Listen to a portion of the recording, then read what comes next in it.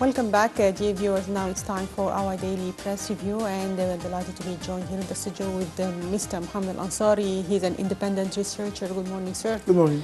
And we start off from اليوم السابع newspaper, and we read the following headline. President Abdel Fattah el-Sisi attended on Monday, along with the leading officials, the state funeral that was held to the martyrs who died at the terrorist attack that targeted Al-Butrusaya Church in Abbasiyah.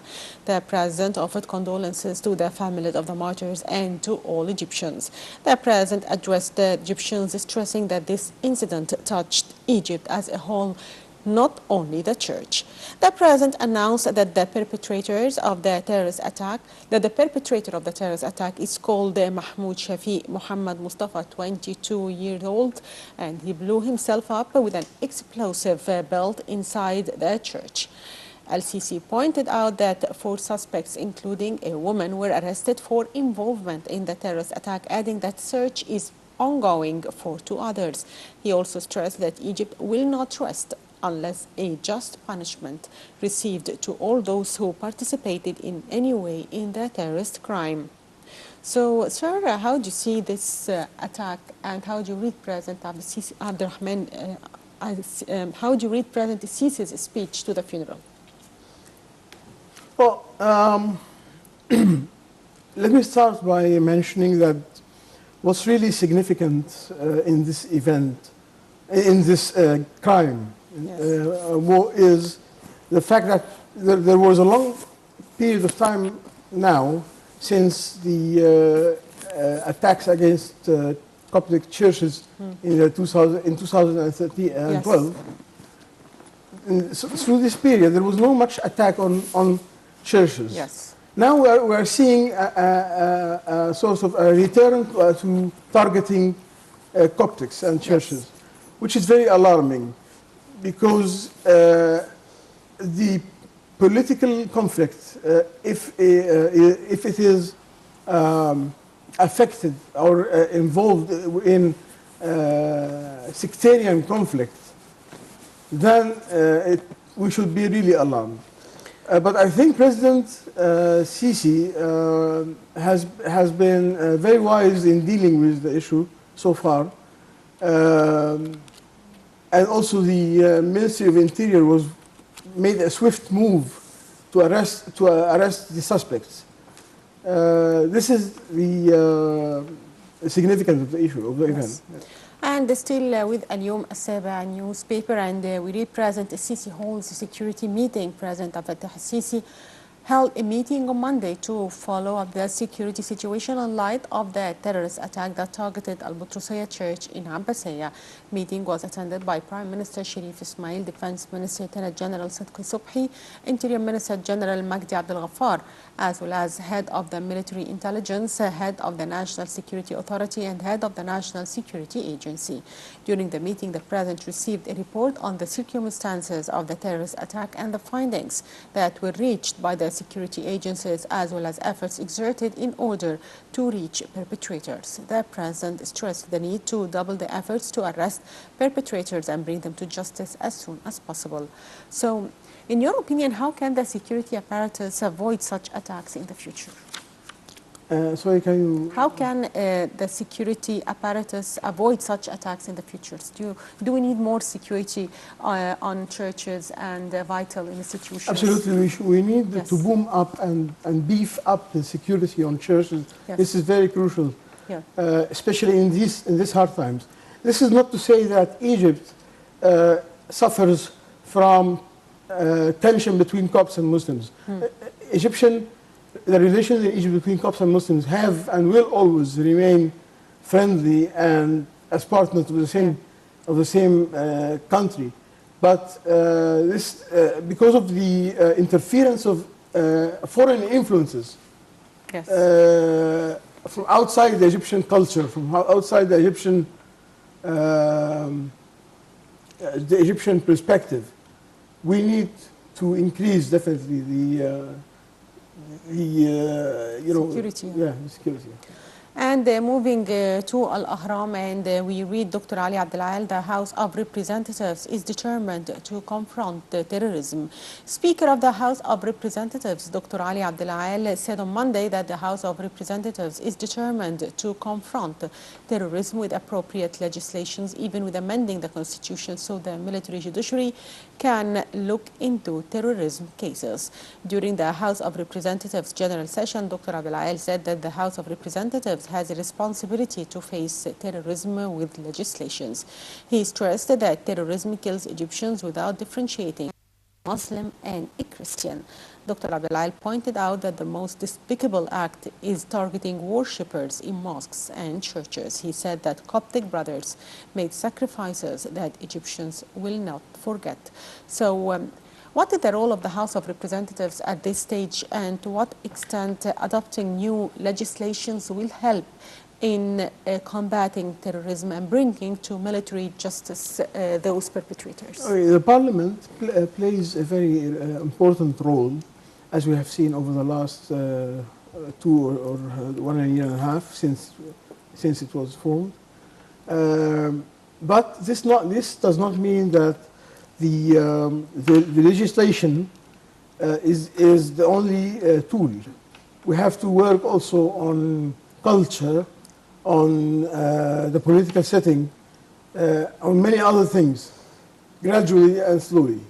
There has to be more integration of the parliament in the Egyptian political life. And still with Al-Ahram newspaper, and we read Egyptian naval forces receive Type 209 1400 submarine. The Egyptian naval forces received on Monday the German submarine Type 209 1400 at Kiel port in Germany.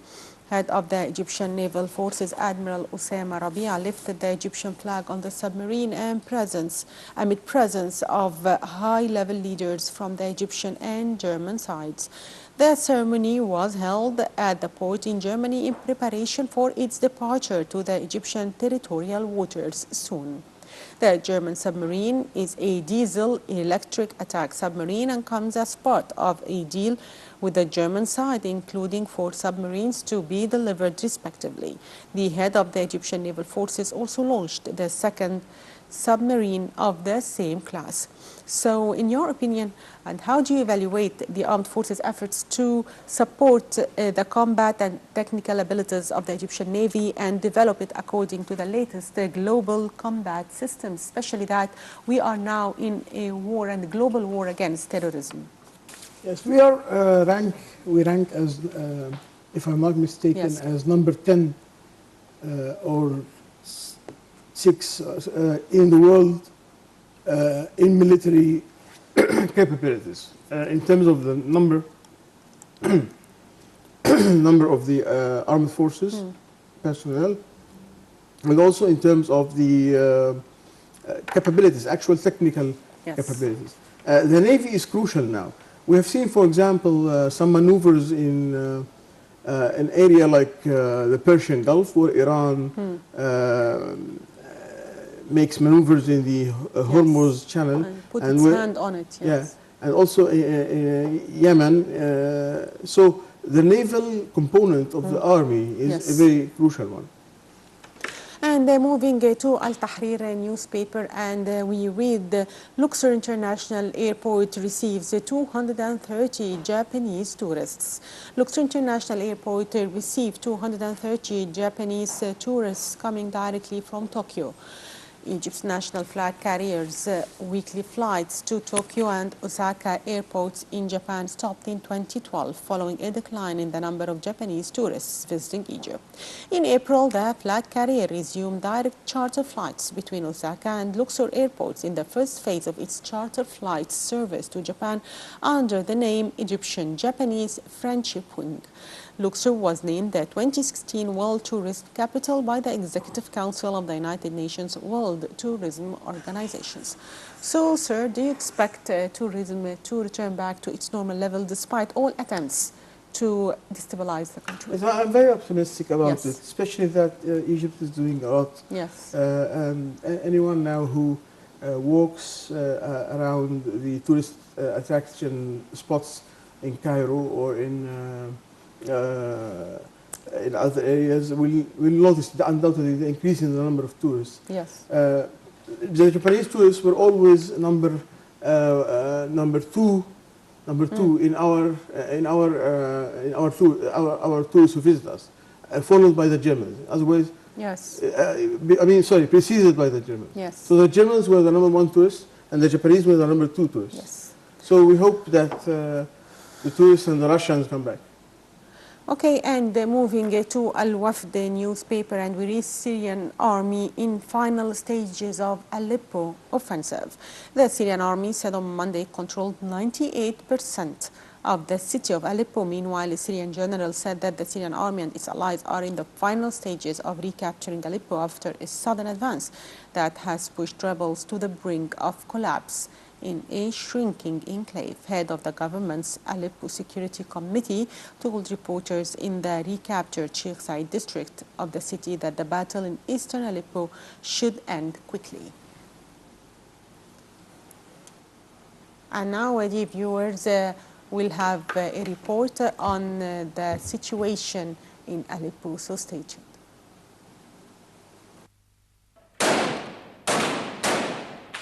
The Syrian army and its allies are in the last moments before declaring victory in Aleppo after rebel defenses collapsed on Monday, leaving insurgents in a tiny, heavily bombarded pocket of ground. A Syrian military source said the bombardment of rebel areas of the city continued non-stop on Monday.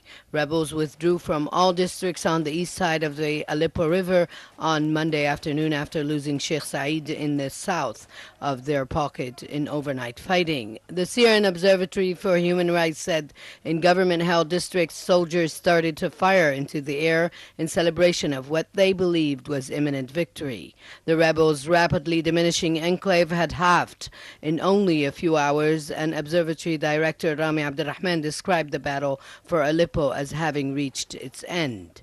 UN Secretary General Ban Ki-moon was alarmed by unverified reports of atrocities against a large number of civilians, including women and children. Syrian President Bashar al-Assad, backed by Russia, is now close to taking back full control of Aleppo, which was Syria's most populous city before the war and would be his greatest prize so far after nearly 6 years of conflict.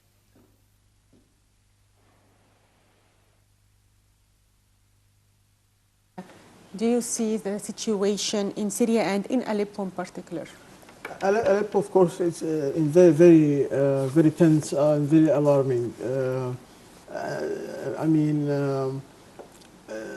All the efforts to make a sort of a temporary ceasefire have failed, including the resolution that was presented to the Security Council by Egypt, Spain, and Holland, I believe. Yes. The humanitarian aspect is getting more and more difficult and very destructive. And also the situation all over Yes. Syria. So, but I just want to say something about the Syrian Observatory was Yes. mentioned. But the Syrian Observatory, they are actually very professional, but they are partly biased towards one of the Groups. groups. Yes. And moving to Al-Akhbar newspaper, and we read China warns Trump against ignoring its Taiwanese interests. China expressed serious concern on Monday after U.S. President-elect Donald Trump said the United States did not necessarily have to stick to its long-held stance that Taiwan is part of one China.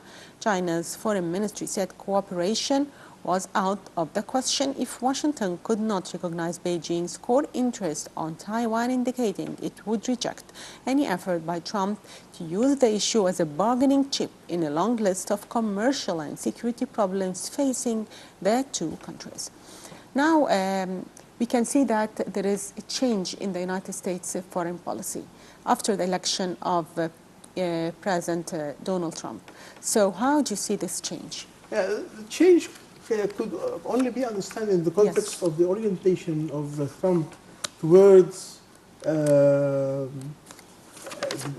relationship with Russia, because there's a clear shift apparent in his policy towards Russia. Yes. And I think his policy towards China is very much connected and linked to his policy towards Russia. And of course, the cornerstone in this relation is the Taiwan issue. Yes.